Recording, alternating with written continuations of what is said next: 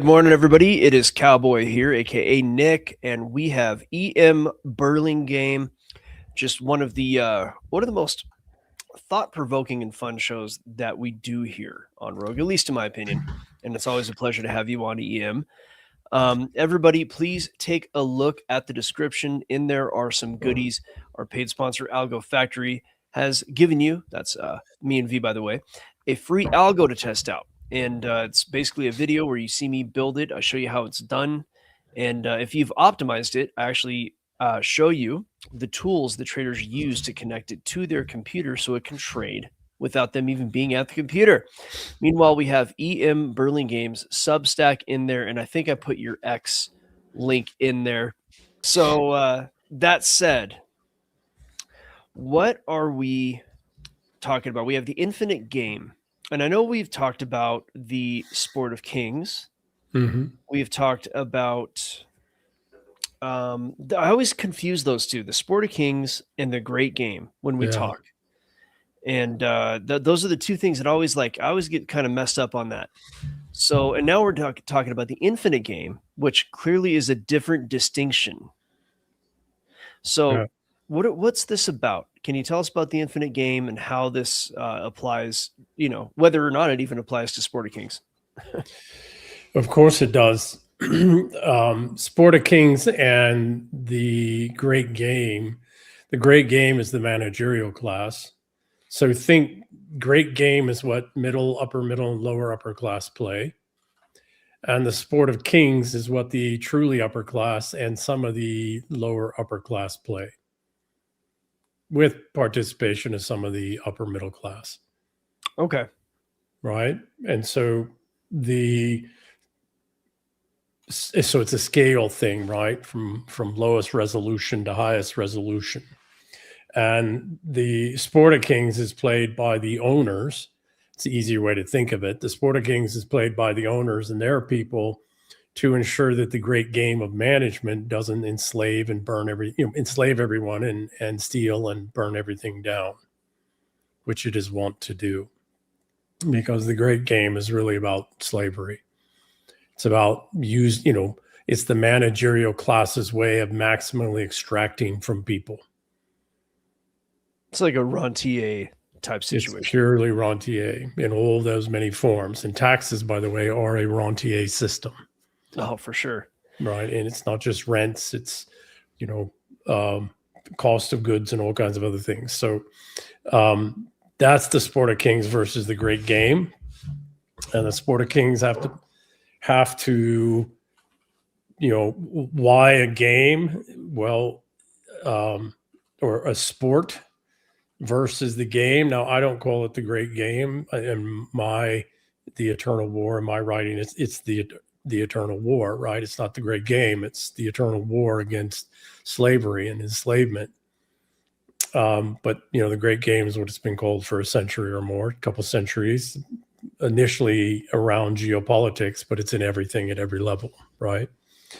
The Sport of Kings is an old ancient saying, and that's, with all of the machinations of the managerial class at every level and their great game, how do you conduct yourself in such a way that they can't point fingers at or point the masses at you and tear you down, while at the same time you're able to counter what they're doing, the abuses or the worst of it.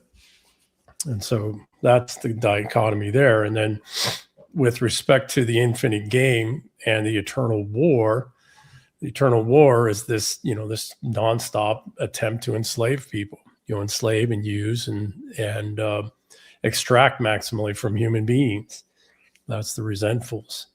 And the infinite game is, that's what the resentfuls are doing. And what the responsibles are doing is they're playing a game to try and ensure that the resentfuls don't succeed in their, all out total enslavement and then eradication, because, the form of enslavement that the resentfuls bias towards is eradicate, maximal extraction, utilization, and then eradication of peoples.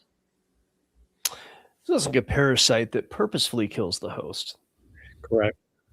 And then I imagine that same parasite. Now, you and I have talked enough about this, but that parasite would then prepare another host whilst Correct. killing the host that it wants to kill. And this is actually the financialist kill Several. chain at this point, right? Yeah. Yeah, exactly. They prepare several hosts because they don't know which one's going to, work out to be the best host for them, the next great host. It makes a lot of sense. Yeah. So I'd imagine they were preparing China at one point. Well, initially they're preparing Russia. Starting in in the late 1800s, moving Bolshevism and everything else in there, they were preparing Russia for that because Russia had all the natural resources.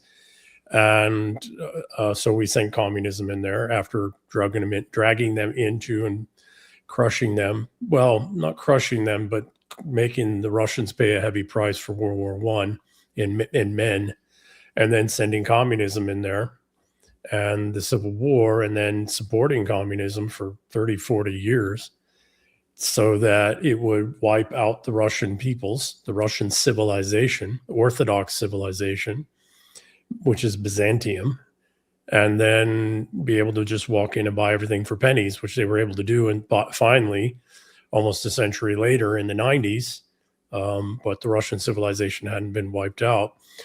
Yes, then they were at the same time, starting in the 70s, really taking off in the 90s, as they were starting to realize that maybe Russians were going to realize their civilization and fight back, play the sport of kings to defeat the great game. Then they were going all in on China. And when I was there in the early 2000s, they were all in on China as the next host.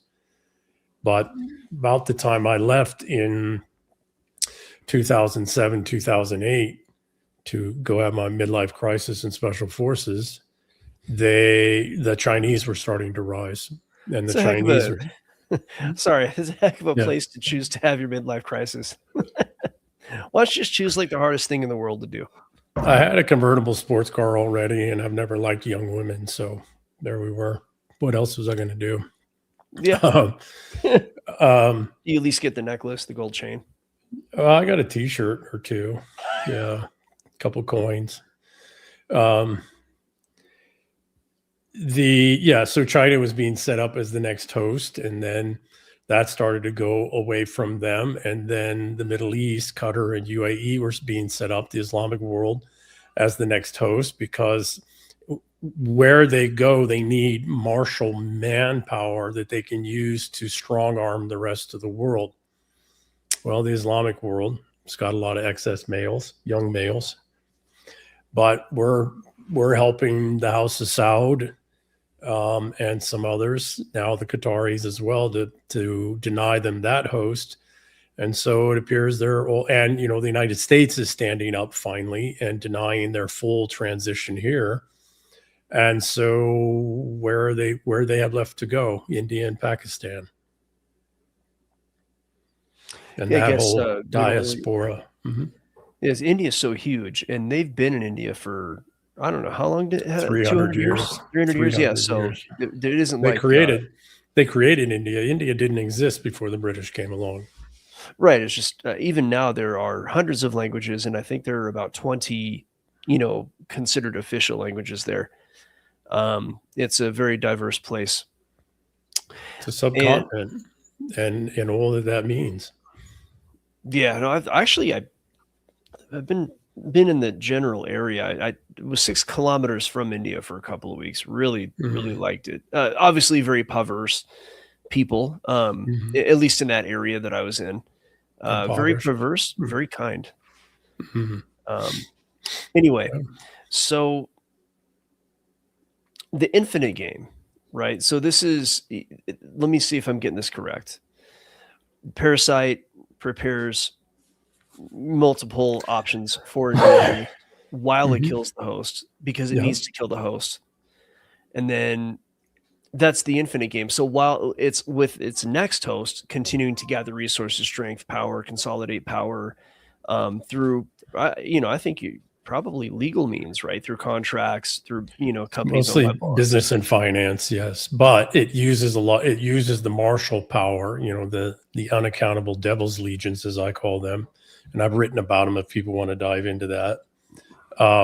but these are these self-funding paramilitaries, etc. So they use their Praetorian Guard, just like the old Romans, because that's who this is, or at least this is where this mindset comes from, right? This model, and then they use the intelligence agencies and their paramilitary, the off-the-book self-funding, criminally funded self-funding paramilitaries to use force and whatever nation states they can get to do war on their behalf to enforce the contracts. That's the eternal war. You said something interesting there. It was either it is the old Romans or people who think like they do, right? And in our crowd, if you will, we're we're a little conspiracy minded, to put it lightly. And you always get those conversations from your newer conspiracy types, or your sort of generic types. So there's the 13 families, and no. yeah, it's all BS. It's rubbish. I think it is anyway. I don't know. Yeah, it's rubbish. It sounds like rubbish to me. Let's put it that way, right? The families come and go, even the institutions come and go, but the methodology stays. That's what I was getting at. Yeah. So I wrote a piece called The Pathocracy. The pathologies endure.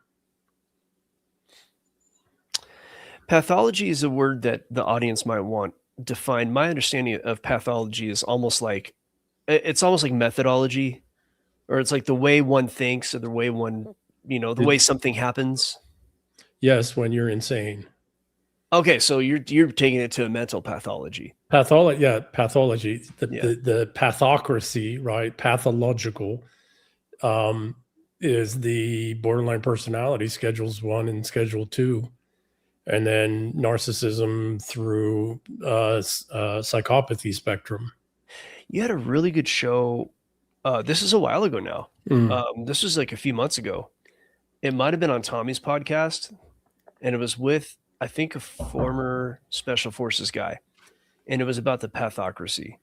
That was actually on Dave Rutherford's show. He's a former SEAL. Yeah. Okay. He's a good friend of Sean Ryan's. He served with Sean Ryan. Okay. Yeah, that was I listened. That was a really good show, because you talked about, much like the show yesterday, or that I heard yesterday from with the Brigadier General and the Colonel. Yeah. And that was Tommy's. Looking at the leadership of the current model, the extractive model, it's a pathocracy, right? Yes. And then you have the other group of people who maybe fit well in special forces. There's just a little hint of that, but mostly not that, right? I think that was the comment that was made. You have to be a little bit crazy to want to do that, but mostly not crazy, right? Yeah. I think that was the message I got. Although we recruit for pathological people too, because there are certain kinds of work that you need a nasty kind of individual to do. And then it's a matter of how do you duty, honor, glory, shame. Well, they don't know shame, fear. How do you bind them? How do you use a demon? Yeah, how do you control them, right? Right. How do you use a demon? Because only a demon will do. Well, yeah, and it's the kind of world that we live in where that is a necessity, and I'm afraid there are a lot of people who don't understand that. But whether or not they understand it, that's how it is, and that's how it's going to be. Yeah. But that was a really good show, because we've put the pathological people in charge of our governments and the corporations. Yeah, but the folks, the corporations, absolutely. Even in the corporations, though, in the corporations and in government, there's so much managerial structures and systems where nobody's really accountable ever for anything, that yes, we put the pathological in there, but we put the low level, the truly pathological, the true pathocracy, again, using the high table example from John Wick, the true pathocracy is actually above the high table. These are truly malevolent people who truly are slavers by nature, by instinct. And are these like your multinationals that kind of run the game as far on a corporate structure? No, well, I mean, yes, there's those financialist organizations and institutions and some families as well. They tend to come and grow. The banks, the smaller but very influential, impactful banks, they tend to last a long time Mm, because every one of their members is replaceable. The bank isn't, right? gotcha. Um, Give me 1 second. Even if you were a Medici, you were replaceable. Um, it's less about specific organizations or individuals. It's about these psychological pathologies that are constantly with us in certain percentages throughout all history, and they tend to instinctively gravitate. They organize and coordinate themselves in a way that's consistent with that pathology. Okay. And that across time ensures that the pathocracy sustains, even though institutions, individuals, states, kingdoms, principalities come and go. The pathology itself endures. It's almost like And it has a life of its own. well, it does. It's a genetic thing. It's a set of genes and genetic expression. And as I write about in the Eternal War, these are the resentfuls, and they are the forcing function. If they didn't serve a valid function, evolution would have done away with them. You also see them in the same behavior in other social species, not the alphas. The alphas are never pathocracy. They're never, and any that try to, people think that alphas fight alphas for dominance. There are packs and social animal organizations and groupings that'll turn on any potential wannabe alpha who is one of these pathological types, and they'll turn on them early in their life when they recognize it. Unfortunately, we humans used to, but we don't anymore. And so now all we have is the pathocracy. And what do they have? They have this extraordinarily capable, great game of, conflict everywhere, all the time, always, that they can turn up and turn down and twist and etc. and maximally extract and enslave from that. Right. So how do you survive? You never can fully defeat, because again, it's here with us forever. It's endemic to biological systems. How do you fight back against this pathocracy in this great game? Well, you can't take it head on, right? Yeah, I don't know how many of your guests have actually had an argument with a crazy person. You're never gonna. I've had. You have AV, Yeah, my word. right? You can't. Yeah. You just Cannot you can't. reason with madness. No. You can't. Yeah. So I like what you said. This pathocracy. It's like people It's- don't realize that that's absolutely true, man. Yeah, it's pathocracy. It's endemic to human Yes. civilization. It's endemic to Correct. humanity. Yeah. Correct. It's not something only in humans. It's in All all primates. Yep. It's in wolves. It's in all social species. Yep. Right. Yeah. And you're right about the pathocrats. Let's just call them that, right? The pathocrats. It's not. Very good. It's never direct control with these people. It's always subterfuge. It's always manipulation. It's always from behind the curtain. And it's very difficult. It could be right out in the open, but the way in which they exercise powers through an unaccountable bureaucratic, managerial state system. And that's the curtain. Yeah. Right. So you can see them for the evil they are, but they operate through this veil of legitimacy that is this, system, this regime. Right. So very good. I mean, those are the pathocrats, but the system and the regime is the pathocracy. Yes. But again, I have a saying that I developed from 14 years of my mother and 14 years of my wife. Never chase crazy. You ain't never going to catch it. Right? No. It's trying to. You're never going to, right? You can't love them enough. You can't care, so in fact, if you try and you do well, it'll only make them even more angry and crazy because they can't be that way. So, how do you take on this thing and survive it? Well, you can't war with it, right? You can't chase it because it wants you to war with it. That's what it does. That's all it knows is war, the eternal war. That's all it knows how to do, and all this passive aggressive and aggressive in other ways. So you got to play a game. Yeah. You got to play the sport of kings. You gotta. So in the conversation I used yesterday with Tommy and them at the end, and Colonel and Brigadier, that helped me really kind of shape it up. It's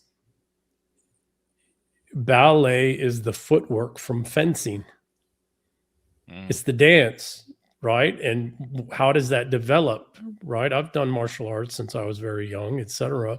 How do you innovate? How do you figure something out in a duel, that you're going to use in a duel to try and survive against somebody else who's very good at dueling? Yeah. We got to innovate. Well, how do you do that? You're playful. You're playful with your movements. You're playful. You let your mind go into a space of play, not into hard, logical, structured, okay, I'm going to do this and this. And it's not organic chemistry, right? Flow state. It's a flow state. And what is a flow state? Flow state is play. Yeah. And you get in that play state, and then you find some unique movement, action, coordination, et cetera. And and then, okay, can I replicate that? Well, then I got to play some more. And then can I add that to some other things? Well, now I need to play a little bit more broadly. And then let me put the blade back in my hand and see if I can still do it. You got to do all of that in play. Yeah. Then you can start, once you've found it and you can replicate it and you can add to it and strengthen and fortify it, then you turn it into something that's a little bit more formal, et cetera. But even there, the guys who survive gunfights are playing. The guys that take it all serious and too serious, they die, or they get other people killed. That makes sense. Yeah, because if you're more relaxed, which is kind of hard to imagine in a gunfight, it's definitely got to be a certain personality. But if you read the book series by George R.R. Martin, The Song of Ice and Fire, I have, and Fire, Game of Thrones, that whole scene with Arya Stark where she's with the swordsman, yeah. And what's his name, Cyrano or something like that, and it was all play until and that's why he was a great swordsman, because it's all play with him. It was dance. It was play. Yes. And she kept losing because she took it so serious. And she kept right. Exactly. So Nick, to something you said, V, that's brilliant reference. It's absolutely the truth, right? I just saw something the other day, just a slight aside, but that he's actually Jacques Ray, right? The what is it? The many-faced gods representative, right? That. So it was an interesting little thing. Give me a second, Nick, to what you said. The most calm I've ever been in my life, centered, focused, calm, mellow, no stress whatsoever, is when I'm getting shot at. Flow state. Quite literally. And I know it's not all the guys, not even in SF, but at least on the team, there's always probably 2 or 3 of those guys. Like Earl Plumley, who earned the Medal of Honor, right? You ask guys who earned the Medal of Honor, they'll tell you they have no idea what happened. Yeah. I mean, they do, but I mean, they weren't thinking about it. They were just acting. They were playing. They were moving. They were living. That's the first, one of the first goals I scored as a kid in soccer was like that. It was just, I knew what to do, and almost like my body did it by itself. Well, that's the scene in The Last Samurai, right, where Algren's out trying to learn how to fight with a sword, right? He's out doing kendo, Japanese style sword, and Katsumoto's son comes up and says, "Too many minds. Mind of this, mind of that, mind of this, too many minds." Well, that's what he's saying. Stop thinking about it. Just play. We don't put it in that context, but that's quite literally when you go into a flow state, or when you go into this no mind space, you're in play space. Right. We were that way as kids. We didn't think about it. We were just playing. And then if we ran up to some obstacle, we just made up a new rule. And as long as enough kids, agreed with it, that we could keep playing, the rule was adopted, and we just kept playing. Well, this fits in trading as well. A lot of people will make different choices when the risk is higher. But when there's no risk and it's all low risk and fun, people tend to mess up less. Right. So once the money gets bigger, it's literally the same thing that you would do with $10 that you would do with $1,000, but they do it different only because it's $1,000. Correct. Because it's serious. Yeah. Because it's serious. You got to take this serious. Yeah. And so they're not having fun anymore, you know? So, well, I mean, what have they done to young boys in particular in school over the last 30 years? They've taken them play out. Play has been completely removed. Yep. Yeah. Recess, I mean, you're lucky to get recess. Recess is completely changed in and of itself. It's just a bunch of people just walking outside and talking. Yeah. Sporting programs have been cut. Prison yard. It turned into a prison yard. Exactly correct. Athletic programs have been cut as well. So it's like there's nothing for boys, you know? And then boys act out. Oh, here's some Ritalin. Boys act out. Oh, you must be autistic. You know, boys act out. Oh, you must have this mental problem. No, they're boys. Give them something that they need structure. They need something to do. Well, they need to play.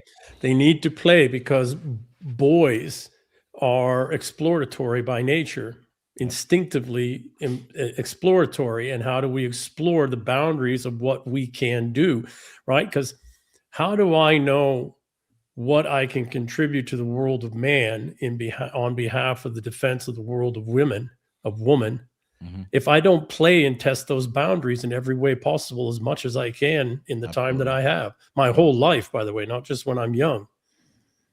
Right? Like some of the best relationships I've ever seen between people in my life, you know, male and female relationships, they play. Yeah. They word joke with each other. They push boundaries. They play. They're always, you know, what are they doing? They're playing. And what are they doing? They're learning they're learning the rights and wrongs of their relationship, and they're stronger for it. Well, that's instinctively a male thing. It's what we do from the time we're young, particularly for boys who are not big. You know, I'm 6'2", 200 plus pounds. I have been since I was like 18, right? I was 6 foot at 14. Most guys aren't like that, you know, and I'm still 58 years old, still lean. Well, that's just life, man. It's just genetics. I'm not patting myself on the back, right? I'm just saying that a whole lot of other guys didn't get to be born that way. And even if they work real hard, they're still not going to get there. And I'm small compared to some other guys. Like every other male in my family is like 6'4" and above. I was born a little premature. The point being is that when you're a young man, particularly, but girls too, but girls, they play differently. But when you're a young boy and you're a young man and you don't have that big physicality and it's not going to be something in your future, you've got to figure out all kinds of other ways to be of equal value in the world of man. And you can't do that by sitting down and reading a book and, you know, going to some freaking lecture or whatever. No, you got to play. You got to test, and you got to test yourself in your own world. And then you got to play and test yourself with other men from the time you're young. See what you can get away with, good and bad, right? Yeah. Well, if you ever look at like a company that's made up mostly of guys, if not all guys at the top, you know, hang out with them afterwards when the work is done. Even during work, what are they doing? They're all just talking trash and having fun and cracking jokes. It's just, you know, that's the banter and all that. That's definitely a guy thing. So, you know, all the big deals I've ever been involved in, billions of dollars of deals, none of the deals were ever done at the table with the stuffed shirt accountants and lawyers. It was all the principals in the deal or their representative out at a bar, out at the country club or out wherever, getting smashed and just talking shit to each other, testing the boundaries, right? Talking shit in a way that you couldn't do in the formal environment, in, you know, in the great game at the table. No, we went out and played the sport. We played. We figured out. And sometimes you piss somebody off really bad. The deal gets shut down and you cross the, you know what I mean? Sometimes you didn't play so well. But often, you actually figured out all kinds of shit. And you go back and you tell the lawyers, change this, change that. Tell the accountants, hey, I want to see, you know, I see what you got there, but where it's actually the assumptions that lead to that, you know, claim that you're making there and sell 330,000, right? Yeah. It's all play. And so what have the resentfuls done? They've taken play away from us, except for in worlds they can control, like video games. Or professional sports. Or now it's so rigged. People don't understand. Look, like I always tell people, look at the NBA of the 80s and the 90s. A very physical sport, right? Look at the NBA today. There's no defense being played. The refs, like, Isaiah Thompson days, dude. Isaiah who? Isaiah Thomas. Yeah, Isaiah Thomas, Jordan, Magic, Bird. Come on, bro. Bird. You had Chamberlain, David Robinson. All these guys. I mean, imagine the modern day NBA. Imagine like LeBron James playing against the 1990s or 80s Detroit Pistons. No, they played blue collar. Yeah, dude, they played. You were getting hurt. You were getting smashed. And what did they do? They took that away. They took that play aspect of it away. They made it a zero defense league where you're just shooting around all day. They have this thing called load balance, right? Which is a term right out of technocracy, right? And that's like, oh, you've played 3 games once you rest the 4th game. It's so lame. But what happens is you have a perfect environment for rigging. So it's not even real play anymore. It's fake. It's all theater. It's all theater. Theater. Right. The theater. Right? The theater kids. They're in control. Well, wasn't Justin Trudeau like a drama student? Yes, he was a ski instructor and a drama student. And Macron as well. Here's the thing. Somebody posted something on Twitter yesterday. It was brilliant. There was 2 high school ball lockers for sale for like $90. Yeah. And he put the picture up it was for sale on eBay, and he's like, we need to start putting these back up all over the place so we can start shoving people back into them. And I was like, yeah. Right. Oh, that's like exactly. It's the kids who weren't shoved in the locker rooms. Our buddy Gus always says the kids who never got shoved in the locker room. It's the kids who were shoved in the locker rooms that are now running the world right now. Yeah. Well, unfortunately, I disagree with that. It's the kids that should have been shoved in the wall lockers but never were. Oh, okay, yeah. Because a lot of the kids that got shoved in the wall locker actually learned. That's actually true. That's true. Right. They turned out to be pretty good. Again, like I was saying, right? You play, you push boundaries, etc. I'd rather push somebody in a locker because they crossed the boundary than punch them in the face. Mm-hmm. Unless they crossed that boundary, right? Maybe it was the kids that got repeatedly shoved because they never fought back. No, they turn out good. It's the kids that should have been shoved in the wall locker. It's the ones that are cunning, the ones that were in the background, the ones who said, "Look, I'll give you my Twinkie, just protect me from so and so."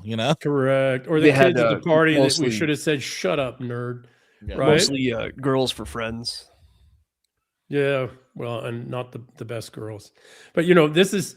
What is the infinite game? The infinite game is the way in which we play and dance and with sword in hand or rifle in hand, and how we innovate, how we adapt the rules, how we adapt to dance right on the rules or just even break them if there's stupid rules, how we figure out how to bring some of the kids that could have been shoved in the locker if they didn't figure out how to play.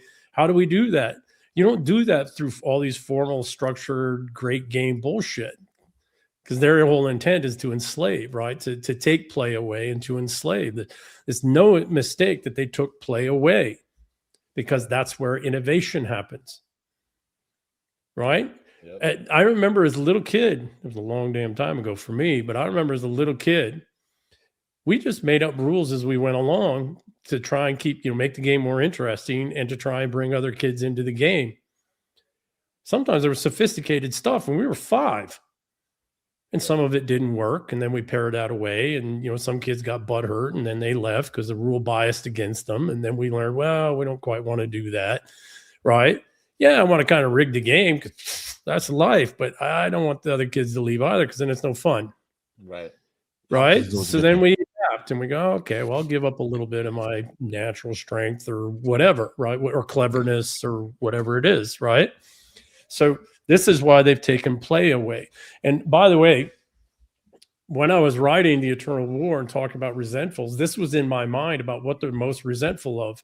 They weren't invited to play, or when they were invited to play, they couldn't understand the complex, nuanced rules of the game to be able to play, and we kicked them out. Which is why they were not invited.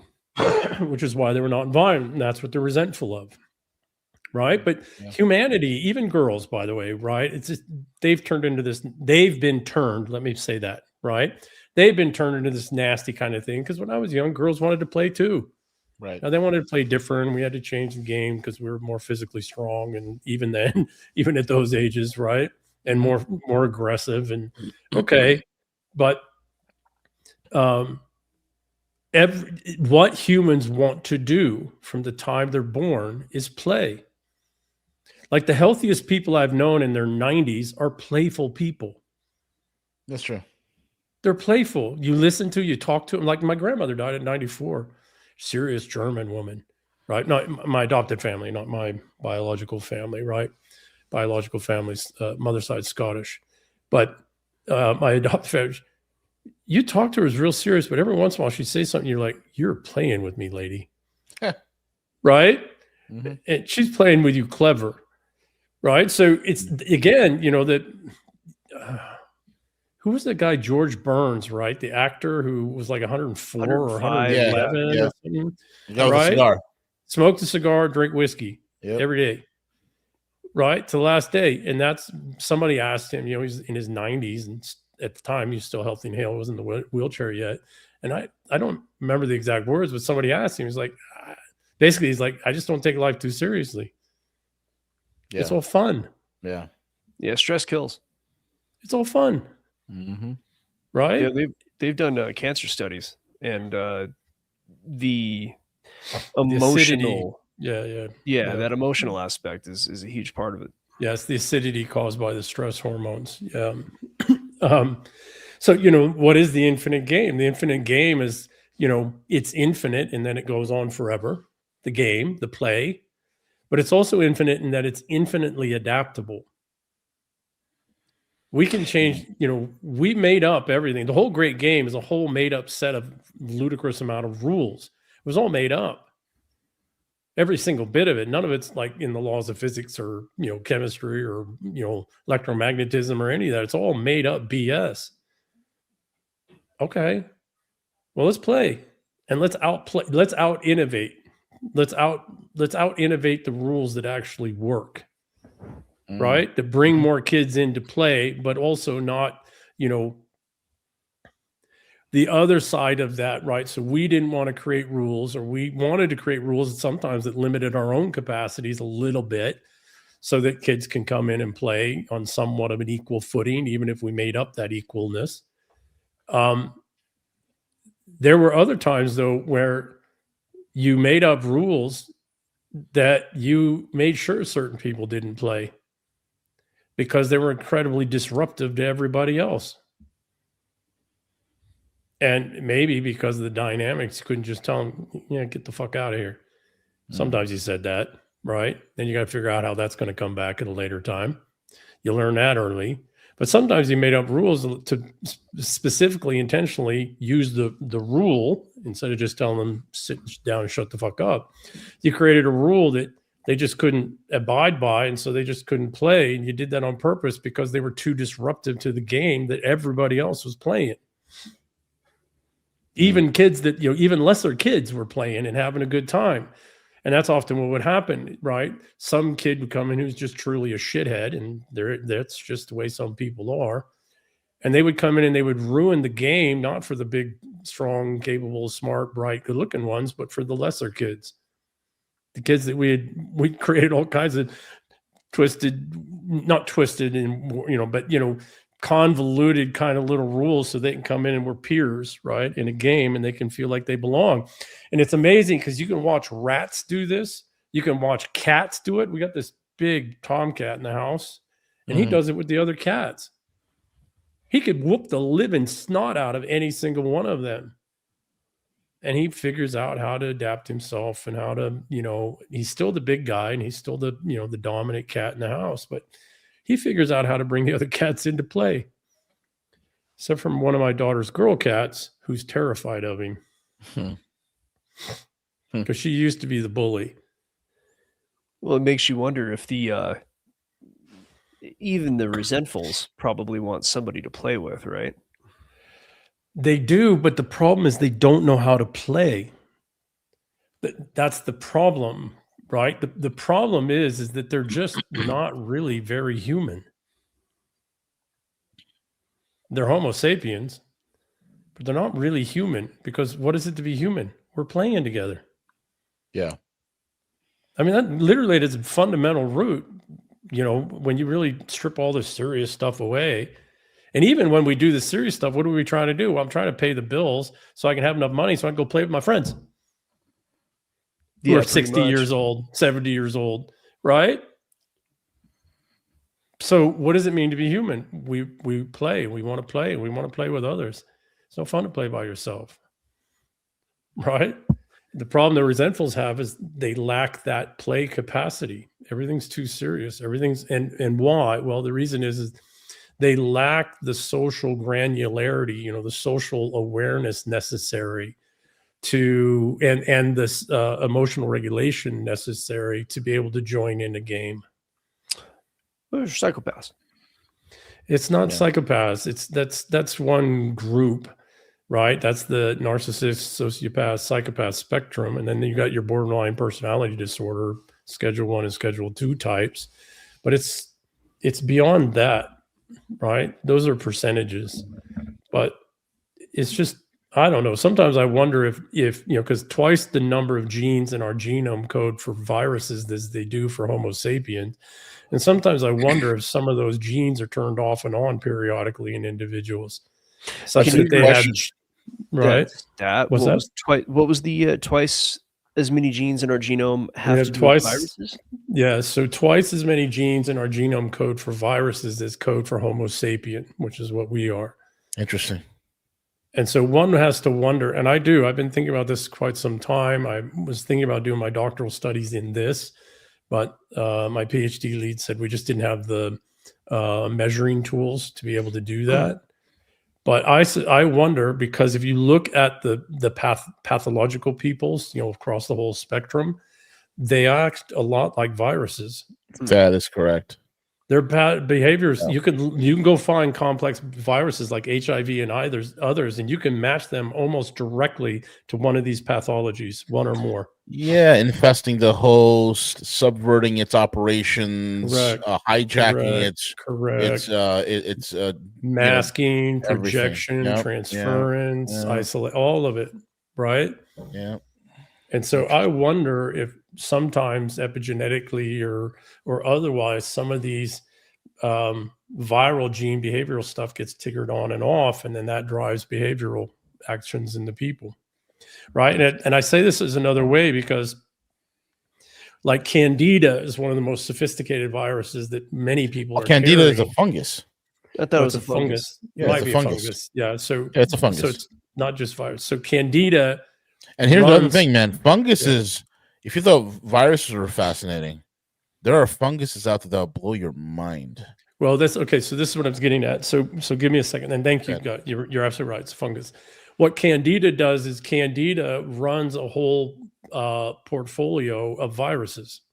Interesting. It's how it controls the environment in the body such that it has the environment that's conducive to it.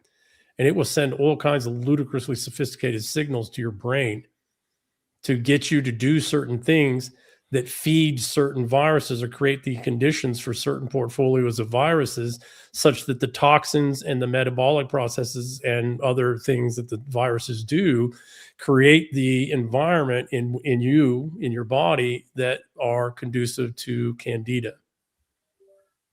And if you try to remove any of those viruses with antivirals and or heavy metals with chelation, Candida will kick in other viruses, right? Trigger and activate other viruses that will make you do all kinds of things you would never think that a virus would behaviorally make you do. Well, it doesn't Candida make you want to consume sugar? That's just one of the things. One of the things. The reason why is because sugar changes the environment of the body itself and becomes more acidic. It allows cancer cells to proliferate, and it's a perfect viral environment. It feeds the viruses, right? There are specific viruses, and then the metabolic and waste behaviors of the viruses create that environment, the acidity, etc. I got something for you guys. I started a diet cleanse, and I've told you both about it at some point. And you eliminate grains and sugar, and it's plant-based for the first 10 days, and then you can add some meat proteins after that. I can't go without the meat proteins for too long. But anyway, the point is, I've been like meditation's a thing for me. I've been doing it for years, and I kind of stopped for better part of a year. You just get out of the habit. And then, but I've been trying to do it again in the last like 6 months, and I just can't get into the zone. For me, meditation is, I shut my mind down. It gets like super quiet. I don't think about this, think about that. I don't have anything. I just shut everything down completely. Right. And I go into what you could call like a flow state. And I couldn't do it.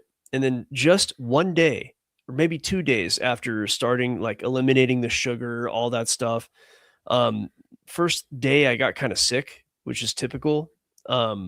Even the second day, but after that second day, I was able to meditate again.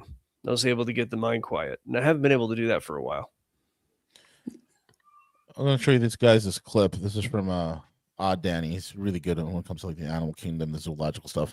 There's a fungus out there. It is a cordyceps fungus. Yeah. Now, cordyceps in and of itself, when you process it, it's pretty interesting. Cordyceps taken as a supplement has a way of controlling or calming down mutagenic cells. There's a lot of research out on that. But cordyceps and certain variants of it that exist in the wild are basically what you would call a zombie-like virus, even though it's not a virus, it's a fungus, right? Yeah, so I'm going to show you this thing with this ant. This is fucking fascinating. Yes, the zombie ant fungus is real. And it's terrifying. Basically, it's a fungus that gets inside the body of an insect, usually ants, and will drain them of all of their nutrients. That way, that insect has a hard time controlling their own body. At that point, the fungus will then hijack their mind and take over their body, and then force them to walk to the highest point they can find next to their own colony. And this is where the real horror story begins, because a stalk will grow out of their head. And that stalk will rain spores on their own colony, infecting them all with the zombie ant fungus. And once it's all said and done, that ant will just explode. Talk about a horror movie. Yeah. There you go. Yeah, they made a whole show on that. It was a video game first, Last of Us, right? And so then, so when I started writing the Eternal War, I was thinking about microcellular biology on this planet for 4.5 billion years. We didn't get to multicellular life till roughly 600 million years ago. Well, 400 million years ago, somewhere in that range, right? We don't know exactly. But my single-celled life's been on this planet for 4.5 billion years. Yeah. Think of all of the warfare, the eternal warfare that's gone on in single-celled life and how sophisticated it is. Oh, yeah. And my supposition is that the infinite game, right, which is at the single cell level, which is we are still single celled life forms. We're just a lot of them together in a community, right? Yeah. Hundreds of trillions. My belief is that very firmly is that the infinite game is niche fitting. It's exploratory niche fitting. And that as the biological warfare, single cell biological warfare got to a certain level, well, as it continues, certain cellular life to survive has to go out and figure out playfully, exploratory, how to metabolize some other energy source. Yeah. And then they're constantly chased by, predatory, parasites. And that has been the war that has led from, very simple single-celled life to more and more and more increasingly complex cellular life until we finally get to viruses, which I believe very firmly were biological warfare mounted by biology, and maybe might have been biomanufactured as a defense that got out of hand, which would make a lot of sense. But then that viral warfare and the normal bacterial, fungi, fungal, et cetera, warfare got to such degree that archaea and some bacteria joined forces. That's how you get mitochondria. That's how you get a whole bunch of other things, cytoplasms, or that's not right, but some of these others. And then that led to, that complex single-celled eukaryote was not sufficient enough, so they started to come together in bodies and then started to differentiate, which would have started in masses like somatophores, and they would have started specializing. And then at some point, even that wasn't sufficient enough to sustain against the eternal war. And so through infinite gameplay, adaptability, we wind up with bodies, and ever more sophisticated bodies, and immune systems and organs, and resiliency and all signaling and intelligence and all of these things as a direct result of this eternal war, of this eternal parasitism that goes right back to the very beginning of life on this planet. And the only way that life exists now, which is maybe why we have such a hard time finding life in space, is that maybe a lot of life gets started everywhere. It would seem it would have to, but it doesn't survive this early, biological warfare, and it gets wiped out. It wipes itself out. We're still here. How are we here? Well, because our cells started to play this exploratory game, right? Very, billions of years ago, and started to figure out, well, okay, how do we outplay these sons of bitches? How do we how do we change our metabolism to something they can't metabolize for a while until they figure out how to parasitize on us? Right. How do we work together, first as single-celled communities of masses, single-celled masses, and then bodies, and now what are we still doing as species and communities and families and societies and cultures and everything else, civilizations even at the highest level? We're still fighting that eternal war at the cellular level up in all of its Mandelbrot-like fractal expression. And we're still playing a game, trying to innovate, trying to figure out new metabolism. What is metabolism in our modern world? It's economies, it's economics. It's how we organize ourselves so that we can feed ourselves and house ourselves and take care of healthcare and all these other things, right? Mm-hmm. That's all the infinite game that created that.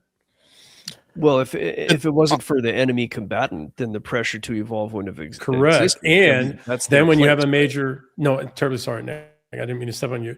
And very much what you're saying, Nick, when there is a substantive change in the environment, which does happen quite regularly on this planet, because you're not in an adaptive mode and you're not highly adaptive, you just get wiped out. Life just gets wiped out because it doesn't have that forcing function. Yeah, terribly sorry. Yeah, I didn't mean to step on you.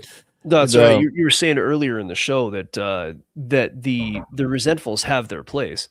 And in a way, if it wasn't for the pressure from the resentfuls, we wouldn't have the need to evolve. We wouldn't be playing the infinite game if there wasn't the eternal war. Mm-hmm. They are a forcing function. Yeah, it reminds me of the theosophist, Madame Blavatsky. She said something that was profound in one of her writings. If I remember correctly, she says about 50% of the people that you encounter are not humans. That garbled, V. Can you? Yeah, say you that got again? garbled up. Did you hear me now? Yeah. I apologize. I'm reminded of Madame Blavatsky, the theosophist, and what she wrote in one of her writings, so long ago.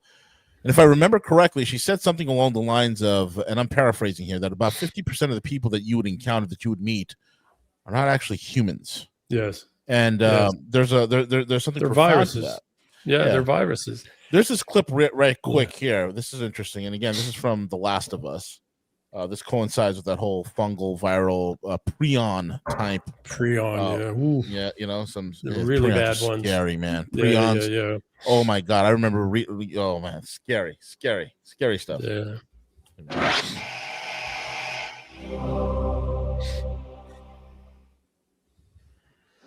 And that's your biggest worry? Yes, any kind of virus, but most probably something similar to influenza. Because of air travel. A year after I was born. Coughing. I'm sorry, I meant people on planes. That was something you described in your book. Yes, a new virus in Madagascar, say, could be in Chicago within a matter of weeks, and we end up with a global pandemic. Pan meaning the whole world becomes sick all at once. And Dr. Newman, you're also an epidemiologist. I presume the prospect of a viral pandemic keeps you up at night as well? No. No? No. All right, well, that's our show. No, mankind has been at war with the virus from the start. Sometimes millions of people die, as in an actual war, but in the end, we always win. But you, just to be clear, you do think microorganisms pose a threat? Oh, in the most dire terms. Bacteria? No. You like saying no? Yes. Not bacteria, not viruses, so... Fungus. Yes. Yes. Yes, that's the usual response. Fungi seem harmless enough. Many species know otherwise, because there are some fungi who seek not to kill, but to control. Let me ask you, where do we get LSD from? Where do you get it from? CIA. Comes from ergot, a fungus. Psilocybin, also a fungus. Viruses can make us ill, but fungi can alter our very minds. There's a fungus that infects insects, gets inside an ant, for example, travels through its circulatory system to the ant's brain, and then floods it with hallucinogens, thus bending the ant's mind to its will. The fungus starts to direct the ant's behavior, telling it where to go, what to do, like a puppeteer with a marionette. And it gets worse. The fungus needs food to live, so it begins to devour its host from within, replacing the ant's flesh with its own. But it doesn't let its victim die. No, it keeps its puppet alive by preventing decomposition. How? Where do we get penicillin from? Fungus. Oh. Dr. Schoenheis, you're in distress. Fungal infection of this kind is real, but not in humans. True, fungi cannot survive if its host's internal temperature is over 94 degrees. And currently, there are no reasons for fungi to evolve to be able to withstand higher temperatures. But what if that were to change? What if, for instance, the world were to get slightly warmer? Well, now there is reason to evolve. One gene mutates, and an Ascomycetia, Candida, ergot, Cordyceps, Aspergillus, any one of them could become capable of burrowing into our brains and taking control, not of millions of us, but billions of us. Billions of puppets with poisoned minds, permanently fixed on one unifying goal: to spread the infection to every last human alive by any means necessary. And there are no treatments for this, no preventatives, no cures. They don't exist. It's not even possible to make them. So if that happens, we lose. Yeah, this is brilliant, V. This is what I suspect is driving everything, always, everywhere, is this relentless biological warfare. This is the eternal war I talk about. And everything that humans do, when you look at, if you look at this, Mandelbrot, right, fractals, right, or Mandelbrot sets, if you look at this as a Mandelbrot set, right, from the smallest fractal all the way up to the composite of fractals, everything that humans does, everything that humans do is but an expression of this underlying microcellular warfare. Yeah. Everything.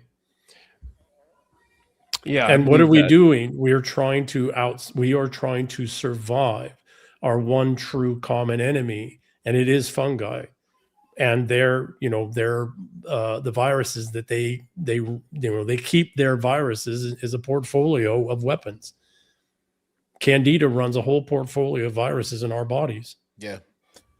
The viruses are its weapons, and it's it's their weapons. And I personally believe that they were intentionally created by fungi for control. And we are waging this war, and the humans, the resentful humans, and the adoptables are, so much on the resentful side that we're never going to get them over into the center, or on the responsible side are merely expressing the genes and the behaviors of these viruses on demand of the fungi. And how do you beat that? Well, you can't take that head on. You can't even see it in Markovian fashion, right? Markovian blanket fashion. How do you do it? You have to constantly adapt and evolve every minute of every day, always. And you can only do that through play. Right? And we have to change and reorganize society right now on a massive scale to survive this. Because unfortunately, we have people that are weaponizing this in labs. Yeah, unfortunately. And there should be some sort of a serious law passed globally against the weaponization of funguses, bacteria. They're going to do it anyways, man. Yeah, they're going to do it anyways, bro. The law won't stop them. People are just sick, man. Well, violence is coming back. Yeah. The only real currency is coming back, and that is people who do this are going to get taken out and shot. We're literally rapidly approaching the point where that is the only solution to survive. Yeah. Right? I want to give one thought here. We're kind of running out of time, but the river Styx from Greek mythology, and forgive me, I've forgotten the equivalent in Norse mythology, which is the same. We come from the same root peoples thousands of years ago. But what is the river Styx? The river Styx is mycelium. It is the crossing from the living, multicellular living, to the dead. And what does mycelium do? It breaks down all of the living components into their subcomponents with a lot of information, information maintaining. It transports that around to other living systems such that at some point those component pieces recombine into single-celled and then multicellular life. The river Gyol. Yeah.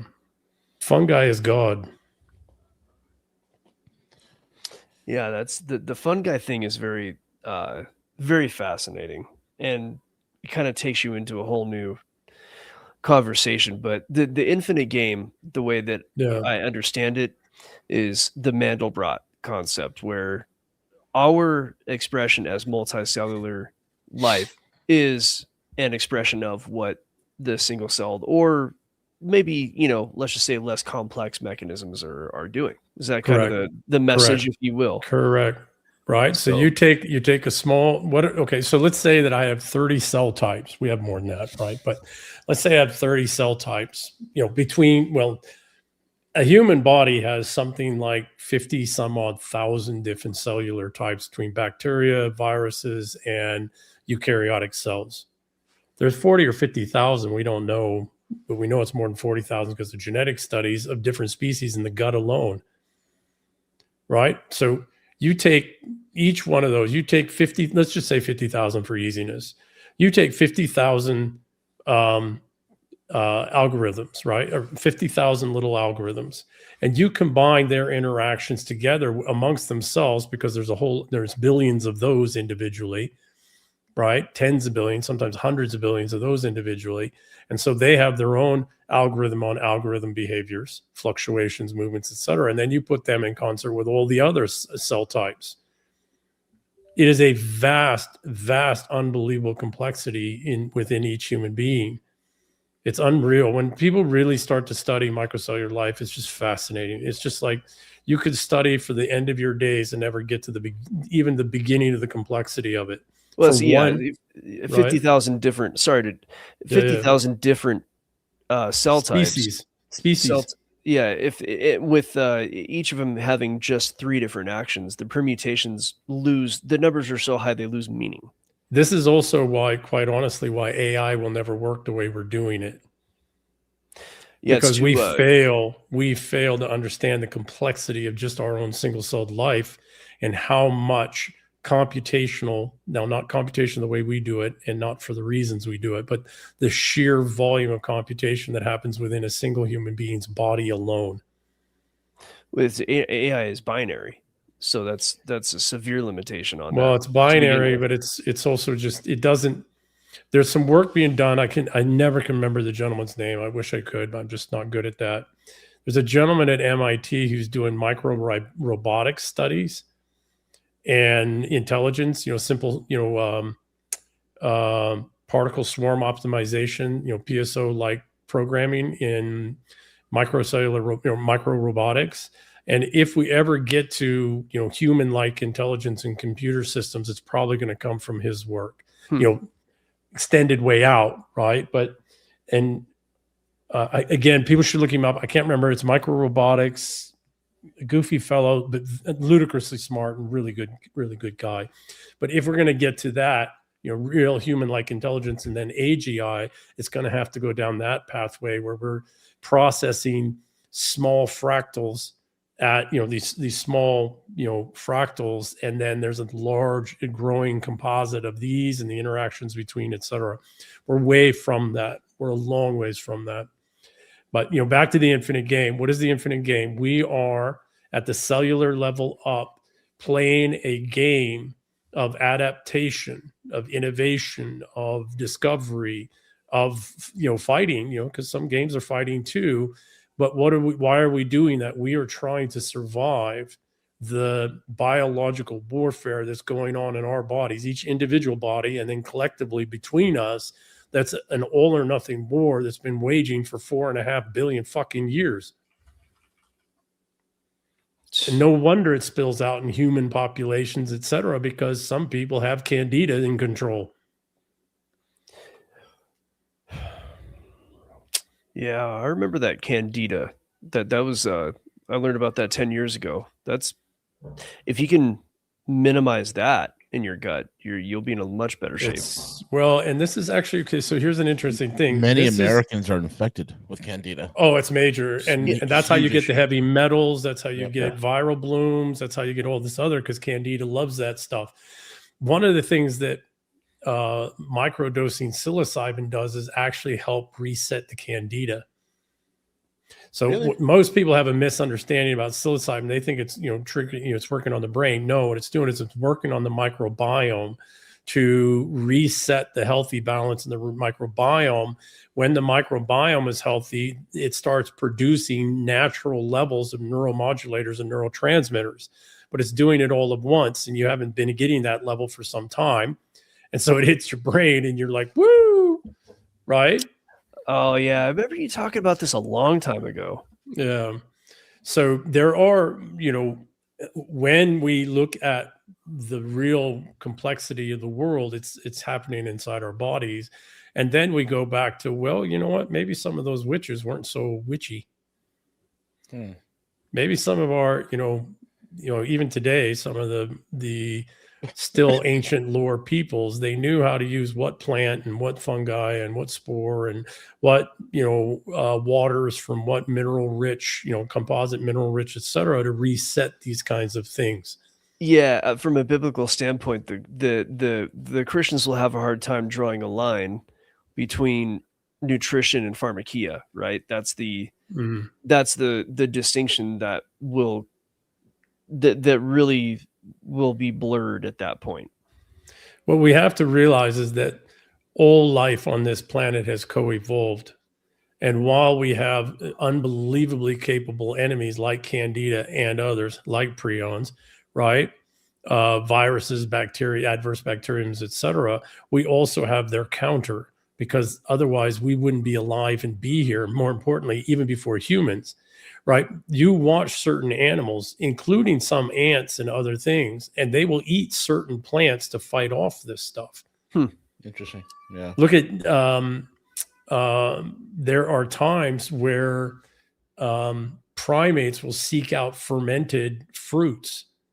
And we think, well, they're, like frat boys we are by nature, right? They're like, well, we're just getting drunk and go chase women. Yeah, the fermentation is a powerful thing. This is why a lot of human cultures, if you go to India, there's a lot of, especially in South India, there's a lot of fermentation through the pickling. You'll have Eastern European, Korean, well, and the Japanese, the Koreans, right? Yeah, no, the pickling, the fermentation and pickling is very important because it resets some of this fungal bloom stuff. Correct. Yeah, my in-laws are from Eastern Europe, as you all know, and they're very into eating fermented foods. Yeah, well, sauerkraut, and the Germans, right? So, there is an immense amount of wisdom and knowledge out there around how to deal with this, eternal war going on inside our bodies that doesn't need pharmacological stuff or well-being stuff, et cetera. It's like, nah, just go eat that rotten thing over there. Right? Yeah. And the protection against that is our gut biome. Our gut biome is exactly and the lining of the gut in particular. Yeah. And everything that's within our the food supply here in the United States is so tainted. The glycophosphates, all these things, they impact the gut directly. Well, absolutely true, V. But more precisely, what most of them do is they reduce the mucosa and the gut lining, and so you wind up with leaky gut. That's what generally. That's otherwise it's a closed system, and it's pretty capable, right? It's pretty capable of keeping these things out. But if you have a problem with mucosa, which most of these additives and everything else do, and or you get candida does that as well. Candida likes to reduce the amount of mucosa in the gut. So this is the eternal war I talk about, and at human level, it's playing out. It's the same fight. It's the exact same fight. People want to understand, I wrote it in the way that humans would understand. But if you want to understand how humans really fight, you want to understand conflict, you want to understand human nature, start studying start studying single cell warfare. Oh, yeah, I wonder if it's the Life Systems book that you gave me probably outlines a fair amount of that. Huh? Understanding living systems. Yeah. I mean, that's it. What are some of the examples that you can correlate between the way viruses or single cell organisms fight and how how we kind of replicate that? And heck, we even seen with chimpanzees, they form bonds, pack, they go to war, they hunt, they kill, they rape, they pillage. It's wild, man. So give me a second. One of the obvious ones is with fifth generation warfare is HIV. Oh yeah. You can map HIV, the mechanisms by how HIV deceives and mimics and all that other stuff. HIV biochemically and bioelectrically mounts fifth generation warfare at the cellular level. Mm-hmm. If you look at the behaviors and then the reactions, and for the layperson, could you break down what fifth level warfare is for the layperson? Fifth generation warfare is information warfare. It is warping the sense of reality and truth such that people fall for illusions, for lies, and then by that they are turned against themselves and or against others. It's this constant nonstop reality warping. And not just reality warping, but as it's warping reality, it's introducing malevolence where there wasn't naturally any malevolence. Gotcha. Mm-hmm. HIV, if you look at fifth generation warfare and HIV, they function very similar process wise, right? Process and procedure wise, behaviorally. Well, it makes sense. Fauci, people say this, I don't know this exactly, but some people I know say that Fauci was one of the ones that helped, manufacture, not from whole cloth, but from FIV or something else, but to manufacture HIV for humans. I don't know about that. I mean, I'm not doubting it. That guy's pretty bad, but he was involved in, they say that HIV might have been the run up to COVID and the way it was handled. Well, I mean, COVID has there was a bunch of Indian scientists who published the paperwork that the very structure of the virus, because everyone's like, COVID-19. Nobody isolated the virus as of yet, and I don't think they still did. But this Indian scientific group did, and they're like, well, look at the structures. The structures are very similar to what you would find in HIV, and has been added onto it. It looks like, right? It was so there's two endogenous groups of genes in SARS-CoV-2, which is the common cold, that aren't normal there. Right. Now, you will normally get bacterium that will have endogenous genes just because of the host that the bacterium was in. But there's HIV and Ebola genetics in COVID, right? In SARS-CoV-2. And that's not natural. Normally, you might get HIV or you might get Ebola. You don't normally get two of those in a separate bacterium or virus. Back to the mucosa thing. If you eat okra, that's a good way to fix the leaky gut. But I'm screwed. I'll never eat okra. Yeah, there are other options. I'll talk to the wife about it. There's some really good okra recipes out there that gets rid of that sliminess. Yeah, the sliminess is what you need. That's part of the deal.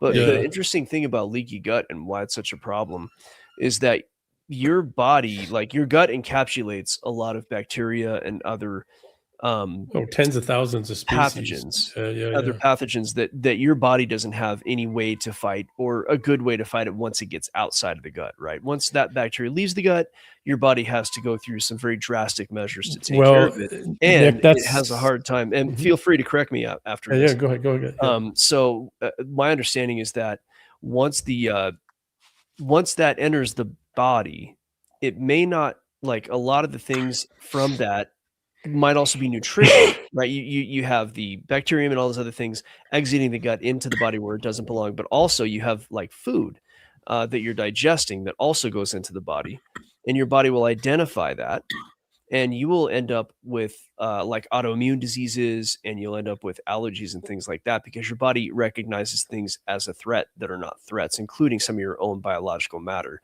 So some believe that a lot of the inflammation and autoimmune diseases come from leaky gut for that reason. Virtually all of it does. Same with depression. So terribly sorry. I didn't mean to step on you again. That's right. The bigger danger is less, nutritional subcomponents, some molecular subcomponents or bacterium, et cetera, getting through. It's the 45,000 or so, 50,000, 45,000 or so different species in your gut create a complex chemical web of byproducts and waste products that your body can't process, your eukaryotic cells can't process. And normally those get flushed through your extraction system, your waste extraction system. But when you have leaky gut, those byproducts and those waste products, downstream metabolite waste products, can get into your system and can cause all kinds of damage, all kinds of destruction, all kinds of problems. And then you're absolutely right. The immune system. Now, here's the other problem. What you're articulating is the things the immune system can recognize. A lot of these byproducts and downstream metabolite waste products, the body can't recognize. The immune system can't recognize because they're not endogenous to eukaryotic cellular communities, even great complexity. And so they build up and then they do serious kinds of damage to different organs, different tissues, fluids, et cetera. And then you wind up with these cascade problems that you can't pinpoint what the problem is. Because it's not something that we have tests for. Right. It's for the same reason you couldn't do your PhD thesis. No measuring tools. Correct. We just don't have the measuring, right? Now we're getting down to terahertz scale sensors, not processors, but we have terahertz scale. They're very tiny. They're terahertz scale sensors so that when you have to program, you have to actually just etch the sensor itself from the beginning for specific things that you're looking for. And so we're getting down to the terahertz range of detection where many of these things have to be detected in the terahertz frequency ranges, low terahertz. So we're getting there, but we're a long ways away from that. But again, a lot of the problems we have with leaky gut is not so much the known knowns, it's the unknown unknowns that are getting into the system. Yeah, man, and V, you have a degree in clinical nutrition. You know more about this stuff certainly than I do. I don't. EM, you seem to have it pretty well down. Not as much as he does. I actually have a hard out here, but you guys can continue if you wish to. This is I need really, to get going as well, guys. Yeah, I love when these shows go in this direction, man. It's really cool. I really like these shows. Well, that's what the infinite, back, Nick, and again, I'm terribly sorry I stepped on you twice in the conversation. I didn't mean to do that. It's okay. What is the infinite game? The infinite game is life. Yeah. It's playing, it's figuring out how to survive this unreal complex conflict that we're in, even when we're not between two humans or groups of humans, where that internal life, a war over life, is waging nonstop in every human being that's ever lived, every animal, every plant. It's waging everywhere, always. And the infinite game is how do we constantly play and not take anything too serious and, adapt and find ways to work together and find ways to bring more life into play. Yeah, absolutely. Yeah, V and I, we never joke around at all. That never happens. There's no play here. No, none. Well, on that, on this, if we as a people are going to survive, we also need to bring back this play between us, right? Yeah, we do. Right. So yeah, I remember shoving kids in lockers. I remember getting punched a couple of times when I was younger because I said something stupid or did something stupid. And also a number of times those kids we shoved in the locker turned out to be pretty good kids. They just needed that check. Yeah. Yeah. No, first time I got my ass whooped, I was talking trash to a dude twice my size. Like that's how you learn. I was 6 years old. I never forget it, man. Yeah. So I appreciate the conversation, guys. V, it's good to see you again, or hear you again. Yeah, definitely. And I'll see you guys next week. All right, V, get us out of here, friend. Yeah, absolutely. Guys, thank you so much for listening in. We'll be back on Monday. I don't think tomorrow Velas is out. But with that being said, take it away, Cowboy.